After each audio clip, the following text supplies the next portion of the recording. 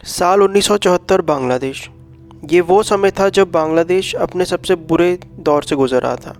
बांग्लादेश में अकाल आया हुआ था और करीब करीब इस अकाल की वजह से 15 लाख लोग अपनी जान गंवा चुके थे। जो लीडर्स थे वो पूरी तरह से करप्ट हो चुके थे और जो गवर्नमेंट थी वो लोगों को खाना भी नहीं दे रही थी। खाने के प्राइसेस इतने ज़्यादा थे कि लोग उनको अफोर्ड भी नहीं कर पा रहे थे। इसकी वजह से बांग्लादेश को कई सालों तक गरीबी के अंदर रहना पड़ा। लेकिन आज बांग्लादेश उस स्थिति में नहीं है। वो दुनिया की सबसे ज़्यादा बढ़ने वाली अर्थव्यवस्था में से एक है। आज हम इसी बात पर चर्चा करें कि बांग्लादेश ने ये फीट कैसे अचीव किया। आज के बांग्लादेश की तस्वीर पूरी तरह से अलग है।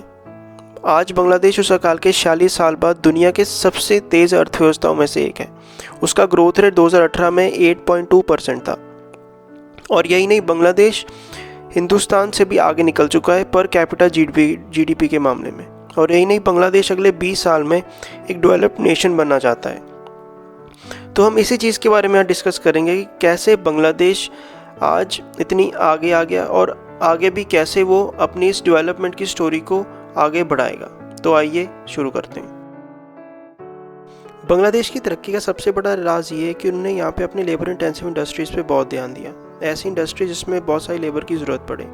और बांग्लादेश दुनिया का 8वां सबसे ज़्यादा पॉपुलेटेड मुल्क है, जिसकी वजह से यहाँ पे चीप लेबर बहुत आसानी से मिल जाता है। और इससे फॉरेन फार्म्स को बहुत फ़ायदा होता है क्योंकि इससे उनके जो प्रोडक्ट्स हैं वो बहुत सस्ते में बन जाते हैं। और इसीलिए यहाँ पे बहुत सारे फॉरेन फार्म्स अपने क्लोथिंग फैक्ट्रीज खोलती हैं।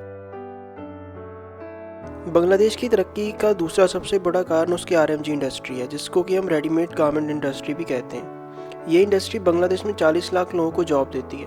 और आज इस इंडस्ट्री का टोटल जो कारोबार है वो $30 बिलियन का है। और 2014 में जो टोटल एक्सपोर्ट था बांग्लादेश का, उसमें से 81.13% जो एक्सपोर्ट था वो इसी इंडस्ट्री से हुआ था।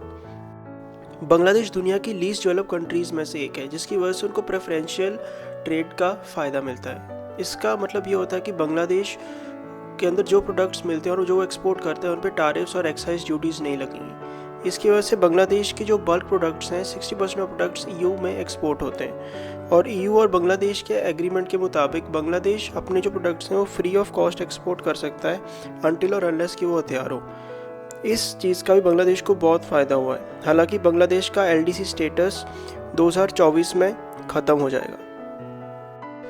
बांग्लादेश फार्मा सेक्टर में भी बहुत आगे जा रहा है। 2025 तक बांग्लादेश का टोटल टर्नओवर फार्मा इंडस्ट्री में $6 बिलियन हो जाएगा। और आज बांग्लादेश मोस्ट ऑफ मेडिकेशंस खुद बनाता है।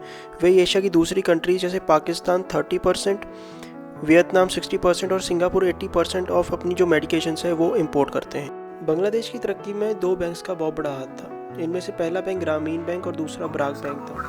ये बैंक्स बांग्लादेशी लोगों को कम लोन पे पैसे देते थे, जिसकी वजह से वो अपने खुद के बिजनेस खोल पाते थे और अपने बच्चों को भी एजुकेट कर पाते थे।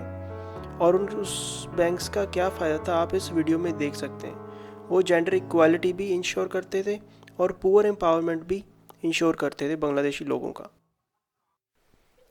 आरएमजी और फार्मा सेक्टर के अलावा जहाँ पर बांग्लादेशी गवर्नमेंट ने बहुत इन्वेस्ट किया है वो है उसकी आईटी सेक्टर। बांग्लादेश अपनी इकॉनमी को डाइवर्सिफाई कर रहा है, इसलिए वो अपनी आईटी इंडस्ट्री को भी बहुत ग्रो कर रहा है।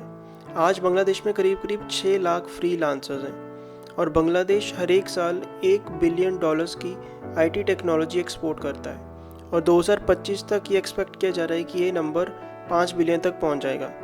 इसके लिए बांग्लादेश के पास एक यंग और इंटेलिजेंट वर्कफोर्स है जो कि बांग्लादेश को ये टारगेट अचीव करने में हेल्प करेगी।